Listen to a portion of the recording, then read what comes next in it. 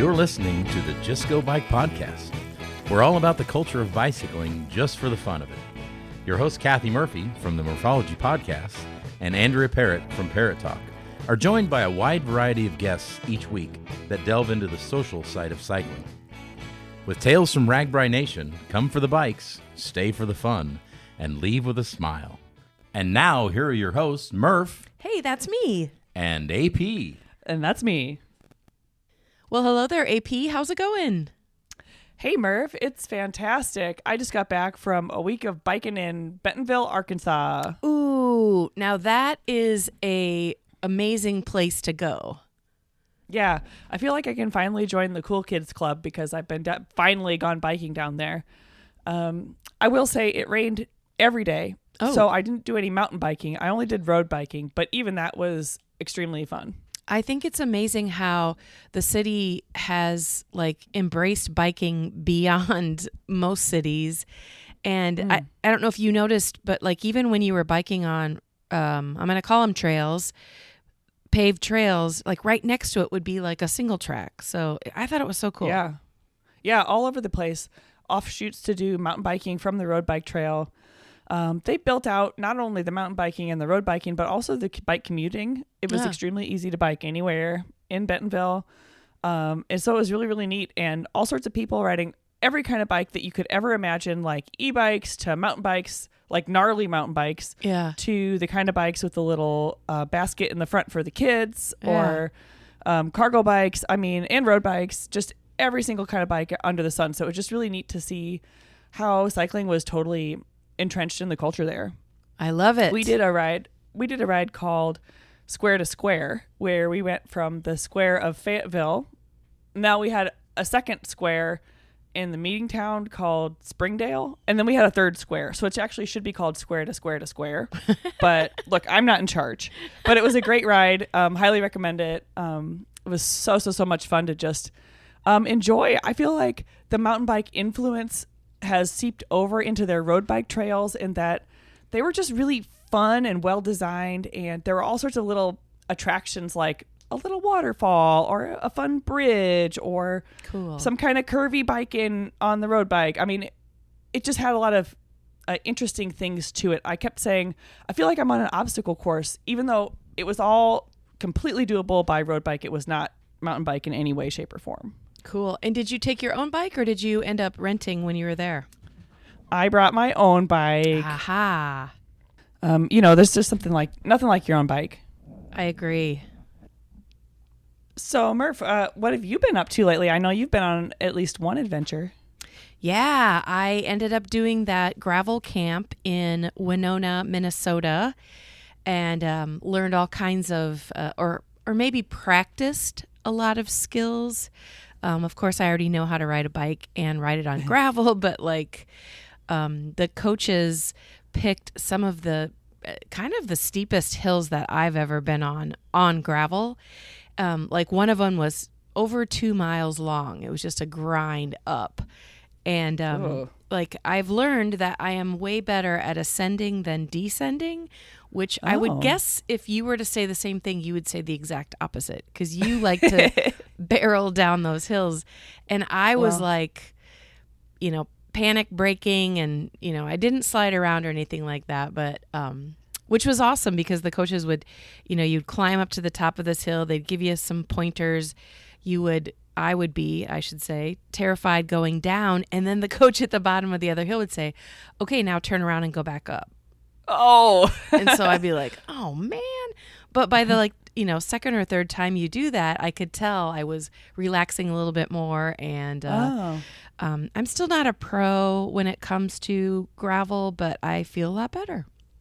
Awesome. Well, I can't wait to see your skills in action when we ride the gravel section of RAGBRAI. Yeah, it's cool. I got to give a shout out. The two coaches were Claire and Claire. So I got to thank the Claires for all of their hard work putting that together.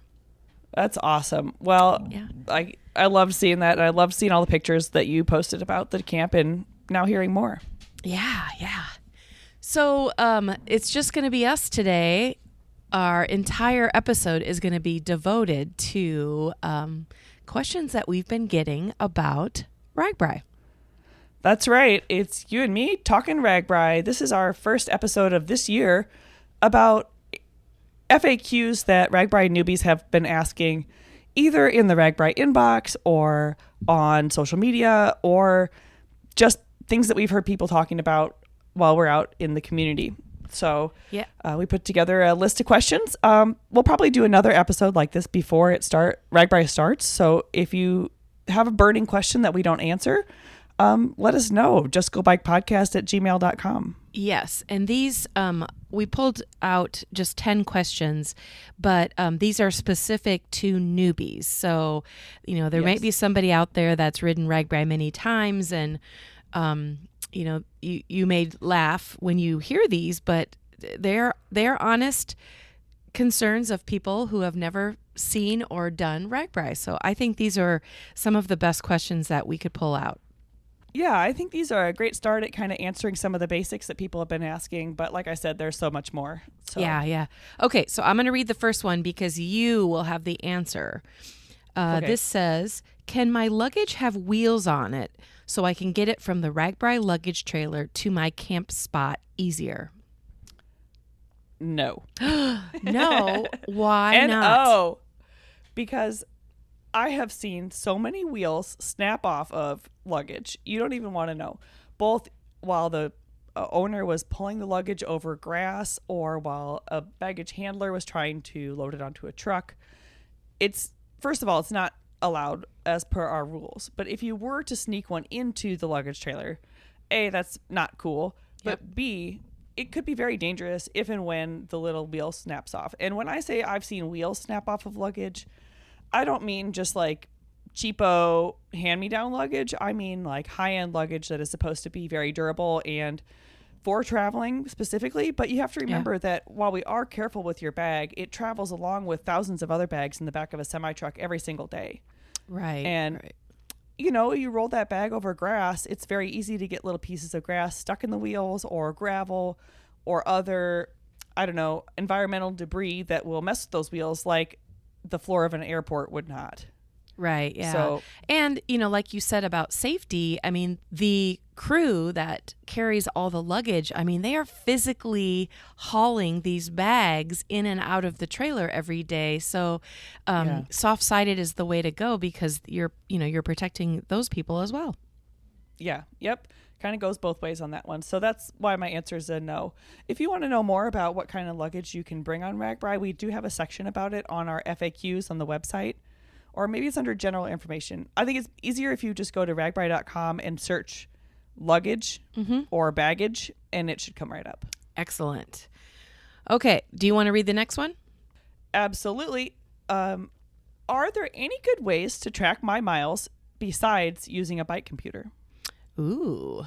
Well, I do use a bike computer and I absolutely love it. And I would highly encourage somebody, if they're interested in stats, that they should get one. I mean, you can get fairly inexpensive bike computers and your bike shop will hook it up for you. I don't know if you agree with that.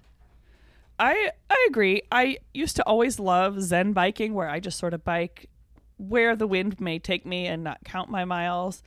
But I have been biking for my entire life, and I'm not necessarily training from zero every time I start training. Sure.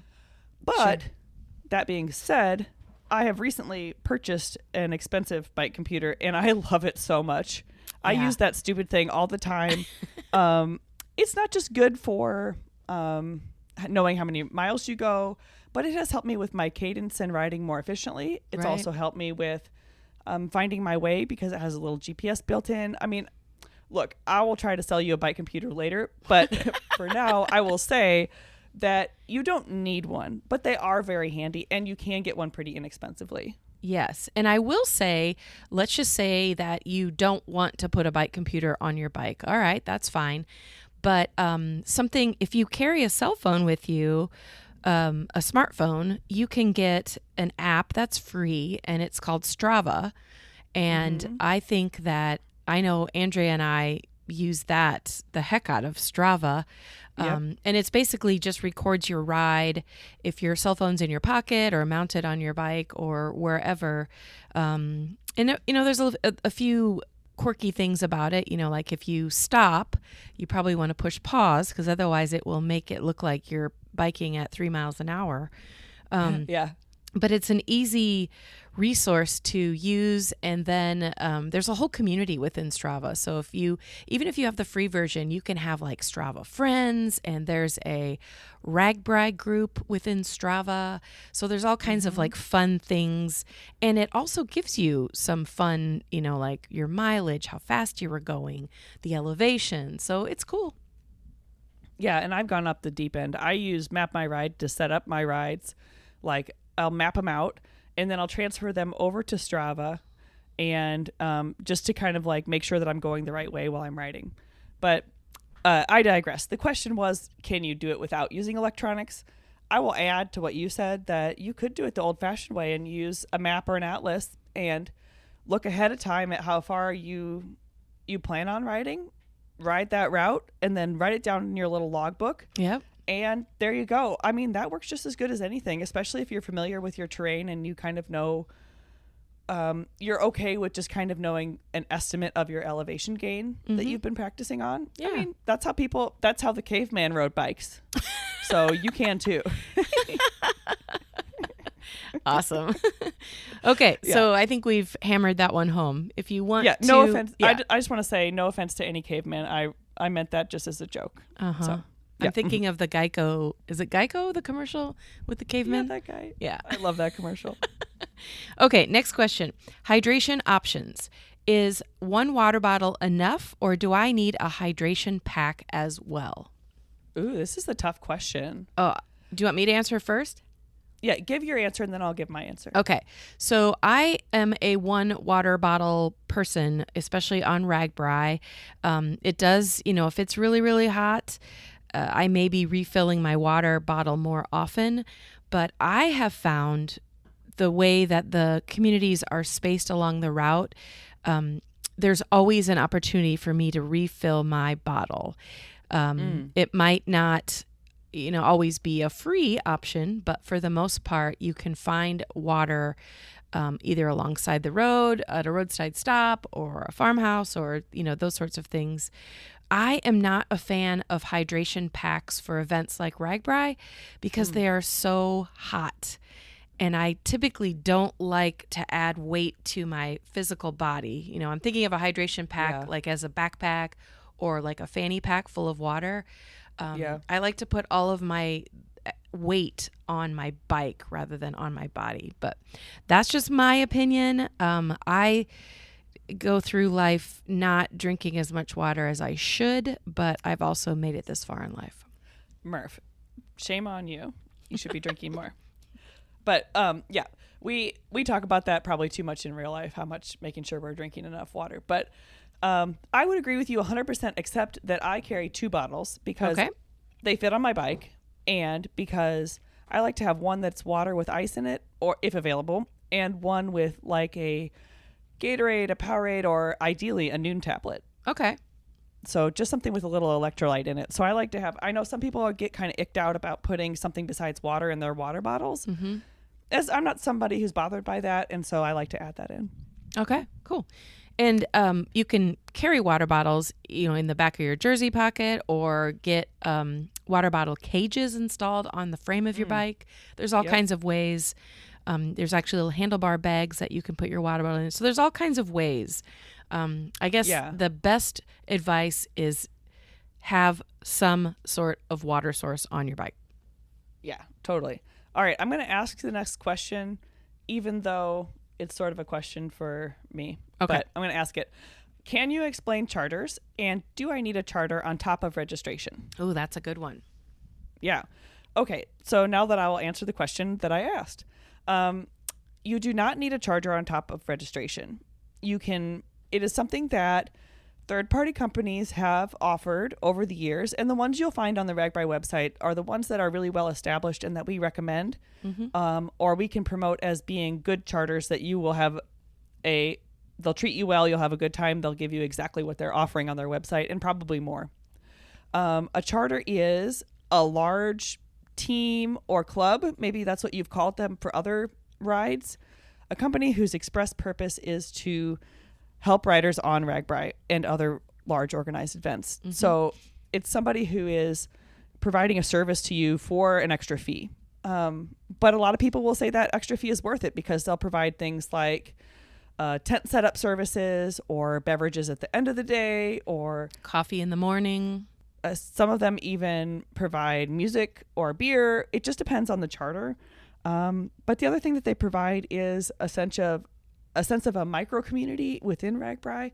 So it's especially useful for newbie riders where you're like, well, I'm going to join this ride with 20,000 people and I don't know anyone. Yeah. Well, a lot of other people will join a charter and you'll get to make friends pretty fast just sitting around the tent, chit-chatting at the end of the day or the beginning of the ride. And the other thing that they do to make logistics easier is a lot of them will provide a shuttle from their home base or a home base to the start of RAGBRAI and then back at the end of RAGBRAI. So you have less logistics to worry about with your car.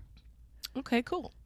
Yeah. And just, to sum that up, when you register for RAGBRAI, part of that is your luggage being transported from town to town, but you're responsible to get your luggage to the trailer, the official trailer, and then also you're responsible for putting your tent up or your cot or your hammock or whatever you choose to sleep in. So it works great, but if you have the money and you want to give yourself a little bit of an upgrade, that's what a charter's for.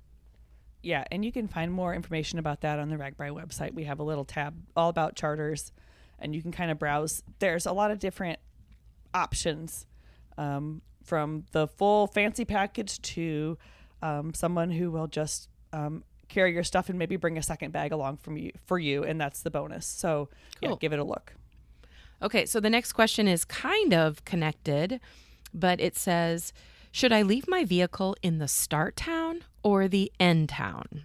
Ooh. I know this is an interesting one because you're gonna be stuck commuting one way or the other. Yeah, I will say, when I was a civilian RAGBRAI rider, I would always ride with Bicyclists of Iowa City, which is the charter, and they would pick us up in Iowa City, which is my hometown, and then they would drop us off at the end. So I have not actually had to deal with this in real life. However, my instinct would be park in whichever one is closest to the side of the country you live in. Mm-hmm. So if you're from the East Coast, I would park in Burlington, or if you're from the West Coast, I would park in Glenwood. Mm-hmm. And then there are all kinds of different resources on how to get your body from your car to, the start or the end or that. And all of that's available on the RAGBRAI website as well. Yeah, and I believe that page is actually called Airport Shuttles, even though there's all sorts of other shuttles listed there. It's sort of our one-stop shop for shuttling. Cool. Okay. Okay, next question. Ooh, hot question. Are e-bikes allowed on the course? Ooh. Well, capital Y, capital E, capital S. You can bring an e-bike onto RAGBRAI, but you need to be responsible for making sure that e-bike keeps its motor going all day. What that means is if your bike, the battery goes dead after 45 miles, most of RAGBRAI days are longer than that. So you've got to figure out what you're going to do to keep your machine running all day. I don't know if the same companies will be on the route, but in past years, there have been actual vendors who are also, at the lunch town or at the end town, and they will swap out batteries for you and your e-bike. Yeah, that's really cool. Or if you are lucky enough to have a driver who's along with you for the ride, you could meet them in the meeting town and swap out a battery there. Some people do that way. Yep. But you're absolutely right. You just have to make sure that you are able to get all the way across each day with your e-bike. I know people sometimes have said, oh, well, my e-bike can go 60 miles.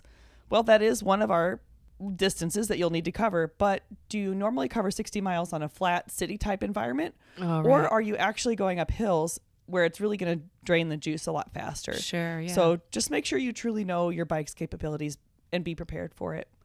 And also, as you're riding an e-bike, if you're riding faster than the flow of traffic, please be considerate. Please say on your left, please say rider off or rider on.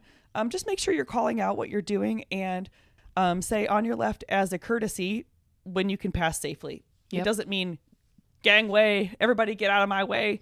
It means, hey, I'll be passing, just don't be startled by my presence. Yep. Very So, good. Just want to add Very that. good. Okay. I love this next question. It says, are you required to stop in each town? Oh. And I mean, my unofficial answer would be, well, you should, just because there's so much to see and do, and all of these towns have worked so hard for us to come through. But I guess the official answer, go ahead. It's no, you don't have to do anything on RAGBRAI except Right. wake up in one town and bike to the next. Yeah. But like you said, I would say that these towns are as prepared as it's possible to be for RAGBRAI towns. They're so excited. They have so much cool stuff planned for you. You're really shorting yourself if you don't stop. Mm-hmm. But if you're running behind and you got to make some time, I understand that. I mean, but that's where the flavor of RAGBRAI comes in, is where these towns are hosting, I don't know, chicken poop bingo and like petting zoos and Yeah. all their homemade pie and bands and beer gardens and you name it. Wait. They're going to have it. You didn't say fire trucks? Well, I didn't say. You got to save something as a surprise. Oh, okay. But yeah, in general, I mean, RAGBRAI is your vacation. So you can RAGBRAI however you want to RAGBRAI. But my thought process is you've got to stop in the towns and just see what it's all about. Yeah, just get a little local flavor. And if you'd like to get a sneak peek as to what each town might be like, check for our podcast the first week of June as we do the pre-ride, because Murph and I will be inspecting each of the towns personally, and we'll be enjoying some of what they have to offer, and then we'll tell you about it on the podcast each day. Yes, for sure. Okay, so next question. This is kind of back to the logistics of the RAGBRAI. When will wristband numbers be available? Oh, I've seen this question come up a lot. Yeah, and I know it's hard to wait, and I know that some of the charters want this information, but I'll say everyone will get their wristband numbers at the same time. So even if they're asking for them, no one will have that information to send to the charter. So you're in the same boat as every single other rider. Mm-hmm. That was a long answer. Short answer, the wristband numbers will be assigned June 1st. Okay, cool. Yeah. So once those numbers are assigned, then I'll be able to find it online, and then I can get that, if I have a charter, to my charter. Yeah, we'll both send you an email with your wristband number in it. But I know some of you riders are unable to get our emails for whatever reason. And those people could go to inmotive.com, which is the website we use for registration, and look up their number there. Okay. And actually, June 1st is not that far away. It's really not. No, Yeah. it's not. Yeah. Wow.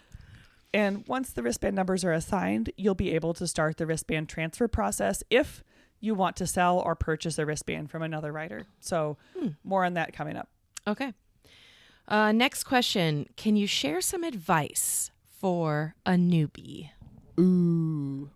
I will say from my own perspective, train more than you think you need to train. It's going to be a hilly RAGBRAI. Yep. So the more you train, the more fun you're going to have. And it's as simple as that, especially if you can get some training on hills or in headwinds, just to have the experience of what you're about to undergo during RAGBRAI. Yeah, I agree. I'll add to that. My advice would be to stay in the moment. So when you're biking across Iowa, you don't have to worry about, where your tent's going to be that night or how close a porta potty is. Like, all of that will happen later. So just enjoy the moment you're in, even if it's a big steep hill. Like, just be like, I am doing this. My legs are pumping up this hill. I can do it. Oh, I love that. I like to use my phone only as a camera or as a video recorder for you old people. A camcorder during the ride. And I don't even barely use it at all for communication or web browsing or anything like that. I just use it purely to document the vacation I'm having. Yeah. One other piece of advice, especially if you're camping, bring really good earplugs. For Spoken like a true pro. For snoring, for the slamming of the porta potty doors, for all of the zipping and unzipping of tents, and the crinkling of Ziploc bags. I'm just telling you, earplugs are a rider's best friend. Yeah. And you'll find all this and more on the RAGBRAI Newbies Facebook page. Just go onto Facebook and search for RAGBRAI Newbies, and the page will come up. It's a wealth of knowledge for new riders. It's both a page for newbies and for people like Murph and I who've ridden RAGBRAI many times. Yeah. So you'll get answers to your questions that come from people who've ridden a bazillion times, or maybe only one time, or other newbies who have tried to figure it out and will give you their best answer as well. It's really a great resource. Cool. All right. What's our last question? Oh, our last question for today is, will you guys be doing podcasts during RAGBRAI? Ooh. I'll let you answer or start the answer. Well, the answer is yes. We will be doing podcasts every day during RAGBRAI. So here's the deal. We have a really cool Just Go Bike booth, and so that gets set up every day. So plan to come to the expo on day 0 and come visit us, and maybe you'll be on the podcast that day. And then throughout the week, we'll be popping in and out of that Just Go Bike booth as time allows, because we're both actually doing other things during the day, like riding bikes or working. Yeah. So, but having fun all along the way. Heck yeah. But, that's right. So, but we will be at the booth. We will be recording. The expo day in Glenwood will be our biggest day for recording riders. So if you'd like to be on our podcast, we would love to see you there. Mm-hmm. If you just want to say hi and you don't want to be on the podcast, come by. We are super friendly. We're excited to meet you all. It's so much fun to see the faces of the people that are listening to us talk into a microphone every week. And if we happen to not be at the booth, our heads will be there. So you can take a picture with one of our big heads. That's right. That's right. And we're pretty good about leaving a little note about when we'll be back and everything. But yeah, as we get closer to the ride, I get super, super, super excited about that part of it, because it's just so much fun. I love hearing from people through the week, just how they're doing, whether or not our training advice was good, or if maybe we should have said something else. I love hearing from the riders and getting all that feedback. So I can't wait. Okay, well, I think that is a wrap for this week. Make sure that if you have questions, if you're a newbie, that you send us an email, and we'll respond to it via email, or maybe you'll be on another episode in the future. Right, AP? That's exactly right. And that email address again is justgobikepodcast@gmail.com. Okay, well, we will chat with you next week.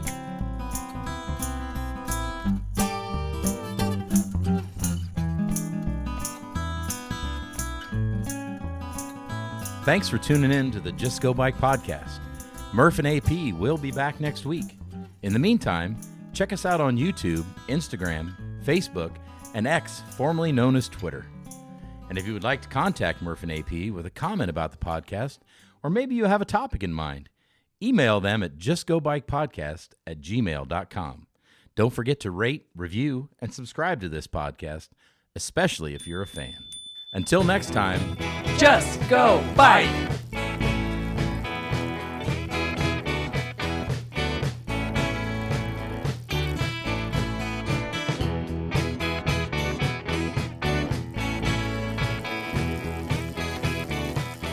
Theme song by Ryan Steer, logo by Suzanne Milosevic, produced by Kathy Murphy, social media by Andrea Parrott, intro by Pumpkin. Until next time, just go bike.